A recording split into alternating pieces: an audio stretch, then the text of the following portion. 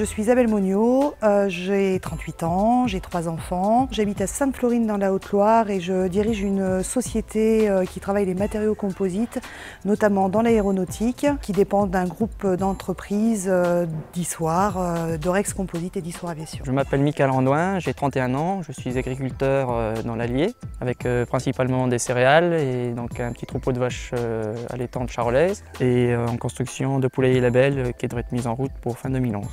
Je m'appelle Jacques Ecabert, j'ai 55 ans, je suis manager de formation à l'AFPA depuis 12 ans et responsable de la filière bâtiment sur les campus Nord-Auvergne. Bonjour, Benjamin Lafont, j'ai 27 ans, je suis clermontois. Je suis à l'AFPA en ce moment et je suis une formation de technicien supérieur des méthodes des produits process.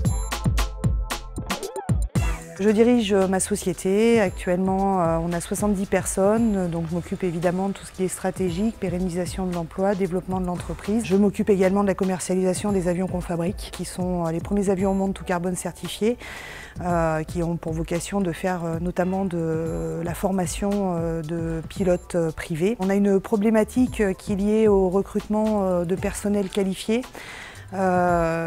Notamment sur des emplois bien spécifiques tels que le bureau d'études ou de la main-d'œuvre spécialisée dans les matériaux composites. J'ai un bac pro CGEA, conduite et gestion d'une exploitation agricole, que j'ai passé en 1999. Donc à la suite de cela, j'ai fait un an de spécialisation en machinisme agricole.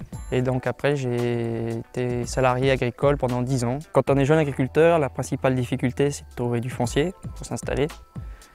Et quand on l'a trouvé, après, il faut pouvoir le financer. Aujourd'hui, les exploitations sont de plus en plus grandes. C'est vrai qu'il y aurait largement la place pour employer des salariés, mais le problème, c'est qu'avec la crise actuelle, pour pouvoir payer un salarié correctement avec les heures qu'il va faire, c'est pas évident. Nous recevons des demandeurs d'emploi et salariés pour les former à des nouveaux emplois ou des nouvelles compétences techniques. Nous constatons justement une évolution des publics en difficulté. Les formations que l'on propose à l'AFPA vont d'ouvrier d'exécution jusqu'au niveau encadrant, c'est-à-dire du niveau 5 au niveau 3. Lors de mes rencontres et discussions avec les entreprises et organisations professionnelles, j'ai constaté un déphasage pour certaines d'entre elles avec les besoins du marché. Après avoir eu mon bac donc en 2002, je suis parti en université, passer un DUT génie mécanique et productique. Je n'ai pas eu. De là en fait, j'ai tout simplement fait quelques petits jobs. Ensuite, j'ai eu l'opportunité de voyager et de trouver donc, un travail donc, à l'étranger.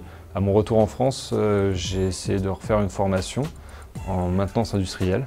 Ça ne m'a pas du tout plu. De là, j'étais redemandeur d'emploi.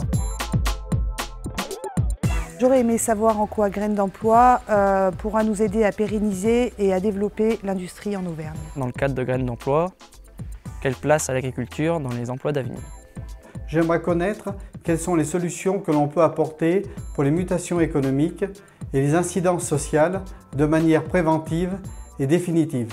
Quand on est demandeur d'emploi et qu'on veut faire une formation, on a quand même deux problèmes. Le premier, c'est comment financer cette formation. Et la deuxième, c'est comment vivre à côté. La question que je pose à Graines d'Emploi, comment vous pouvez m'aider ?